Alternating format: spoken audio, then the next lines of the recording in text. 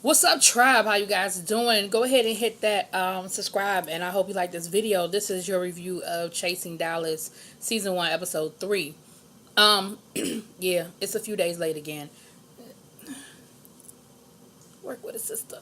Um, but this episode we pick up where we left off at Reese's event, his Easter brunch slash adult Easter egg hunt. But they ain't never get to the Easter eggs. He had them all hidden and everything ready to do, but I guess the party ended before they got a chance to get to the hunting. But I still like that idea. I think it's a cool idea. I want to know what was in some of them eggs.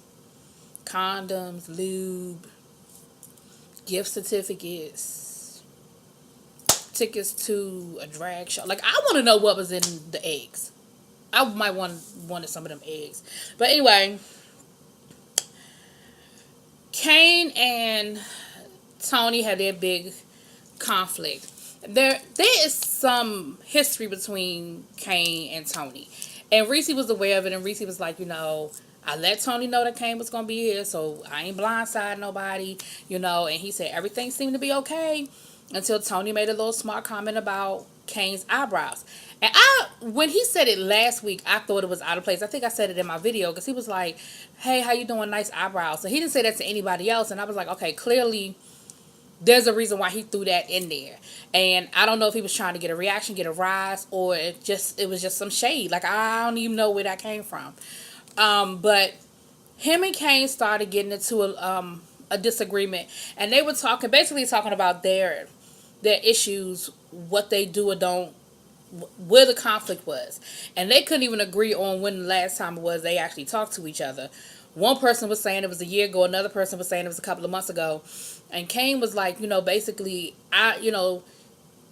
you're doing too much. Like, stop tagging me and shit on Instagram or on social media. Like, leave me alone. Like, I've left you alone. I've stopped fucking with you. Leave me alone. So it seems like their conflict was a while ago, and they both somehow ended up on this show, probably because there was a conflict that they thought they could bring out. But there really was no resolution. I mean, some shit that, first of all, Kane said that Tony showed up looking like Lil Bill with a turtleneck on. That was funny.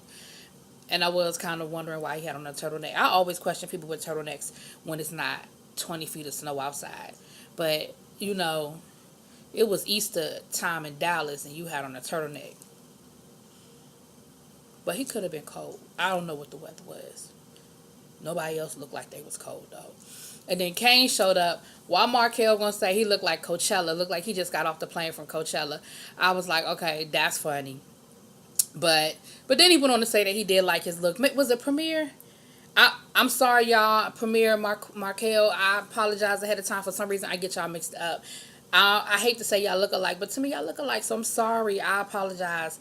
But one of them said that he looked like he just got off the plane from Coachella. But then Kane described his outfit as Baychella, so that's what he was going for. So you nailed it, boo. You hit it.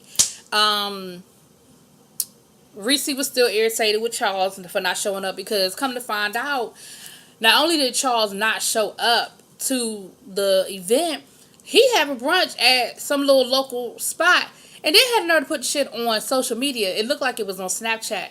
Y'all, that's tacky. That's some tacky shit to stand one friend up to go out with another friend and then post it on social media. Now, I'm not going to sit here and act like I've never chosen one event over another event, but I'm not going to be stupid enough or tacky enough to post about it on social media. You know you're missing an event. You know that you were supposed to be somewhere else. Now you all cheers and all of that. And even if somebody was scanning the crowd and you just happen to be in the crowd, that's when you let your friends know off the break. No social media because I ain't supposed to be here. So I thought that was real. That was a little fucked up, Charles. That you would not only just not show up, but then we all cheers at somebody else's brunch event. But anyway, then Markel said that the event was country club attire. So I guess that was what the dress code was supposed to be, was country club attire. I'm just gonna leave that right there. I'm not gonna move any further on that, because if that was the case, I'm gonna leave it right there. So then we have some other stuff that Tony said was supposedly somebody was gonna run up on somebody else when they saw each other. And y'all already know that's a threat. Like that's beyond. That's off the break. That's a threat. You talking about some next time I see you, the next time I see you, and like I think it was Markel this time.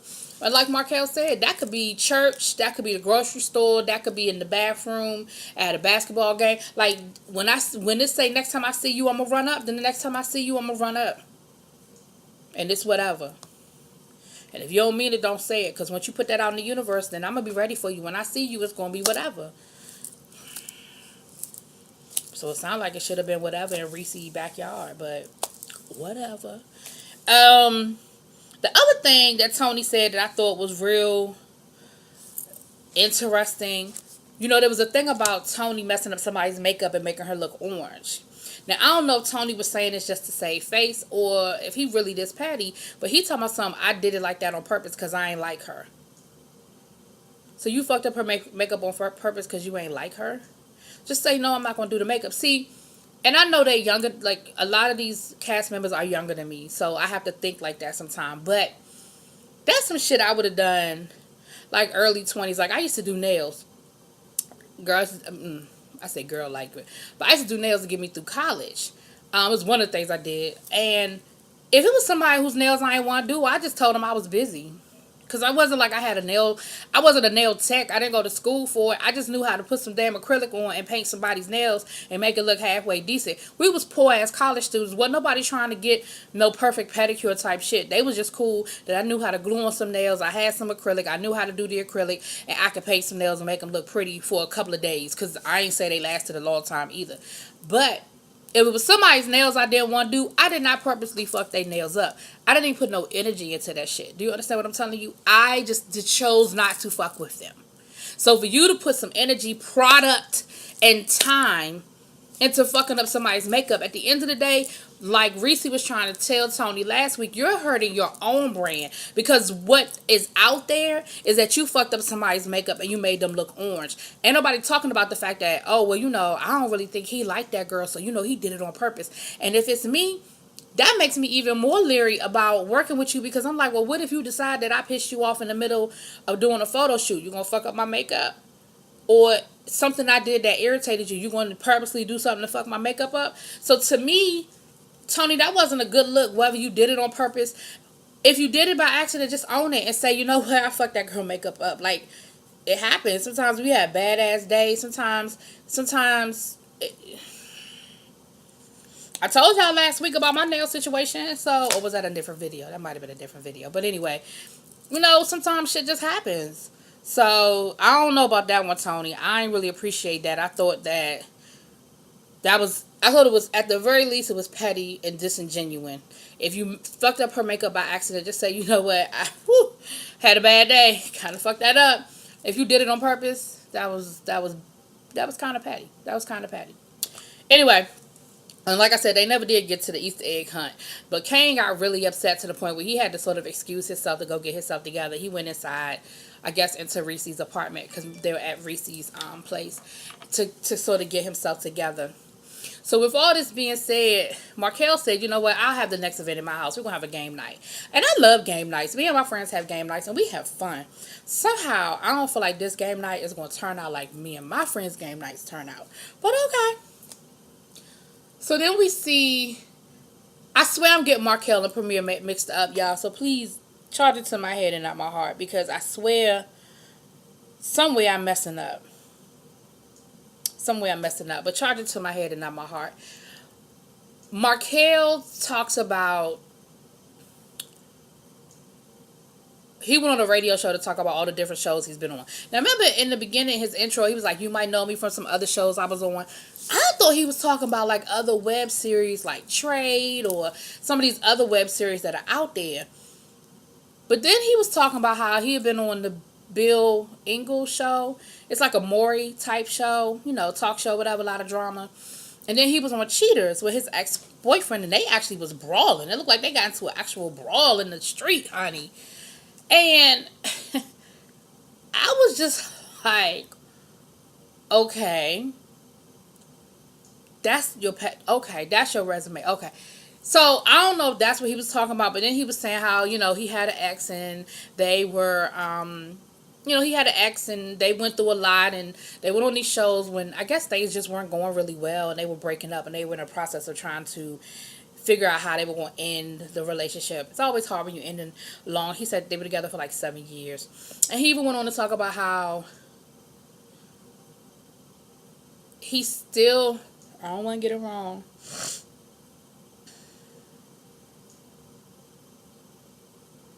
I don't want to get it wrong, but he was just talking about his relationship and he was just saying how he wants things his way and that maybe they just weren't mature enough at the time. It sounds like he kind of still hoping that maybe they can work it out. I could be wrong, but that's how I sort of read it. He said that they're still friends, but I kind of feel like maybe he would be open to it being more than just friends. Now, something that just popped in my head that came up during that first scene as well.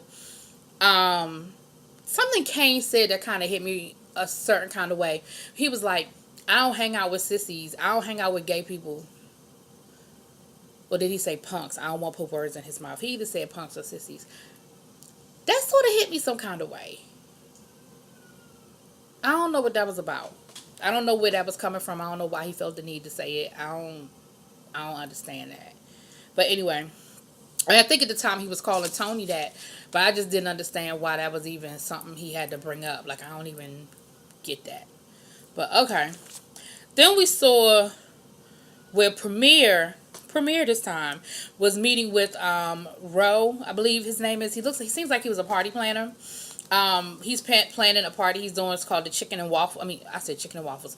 Chicken and Hennessy party. Now, that sounds like a party I would go to. Now, my preferred liquor, anybody who knows me knows that my preferred liquor is Jack Daniels. But that's brown. Hennessy's still brown. So I'll sip on a Hennessy. So that sounds like a fun little theme party. And he was saying how in Dallas, the gay community is very segregated. You have like your white gay events, you have your black gay events. He was saying how, it's very pretentious, and even within the black gay community, it's very pretentious. It's very, you have your, I guess, your upper echelon class of black gay men, and then you sort of have, I guess, everybody else. And so, he was saying that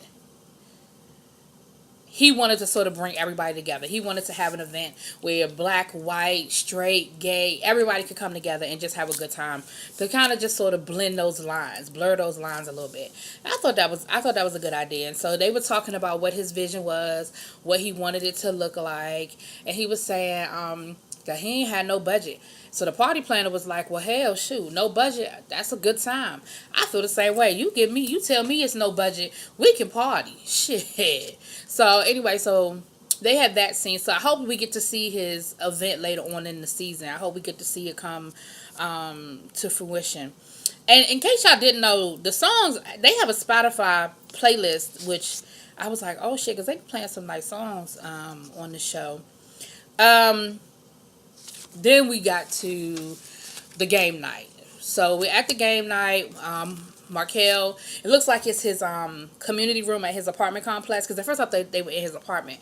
But then it looks like it's a community room at his apartment complex. And it was really nice. They had an outdoor area. They had the fireplace. It had a nice big kitchen so that people could cook or, if they're entertaining. So it was a lot of that. It looked really, really nice. And it looked like he, had some stuff planned. He had ice and drinks and all that good stuff. And he invited everybody. So Tony came through. He was already on 10 when he got there. So we'll get back to Tony. Charles was there. Reese, B. King, Premier came. I don't remember seeing King Kane, but if he was there, I apologize. Yeah, I don't remember seeing King Kane. So Reese pulled Charles aside to try to talk so they could clear the air about what happened at his event, about him not coming to his event but being all in somebody else's event, all on social media and shit. So that sort of came up. And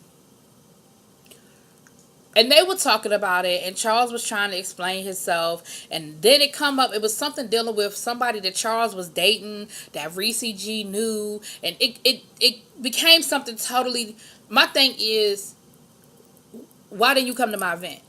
What does one have anything to do with the other? You not coming to my event shouldn't have nothing to do with somebody you dating and who you dating and why you dating them or why you not dating them. You ain't come to my event, which was fucked up.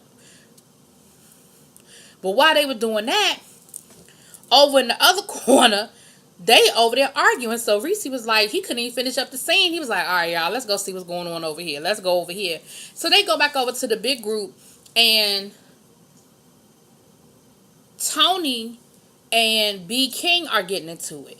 And Tony was like, yeah, because I heard that, y'all was talking about me at the club last week, and I was a topic of discussion, and, y'all was all talking about I'm sleeping on floors, and I'm doing this, and I'm doing that.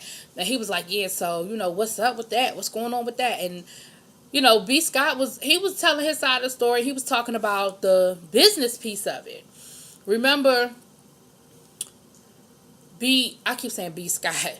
B King was saying that there was a business side of him and Tony falling out. That he tried to get Tony some work, and it ended up not working out because Tony wasn't professional and some other things. So they got to arguing, and that's where the episode ended. I'm sure they're going to finish it up next week. But it just seems like Tony came in on 10. That's how I felt like. Like, he came in ready to fight. And I'm just like, okay, I can get it that you feel like you need to clear your name, and you heard that they was talking about you, which they were. They was talking mad shit about you.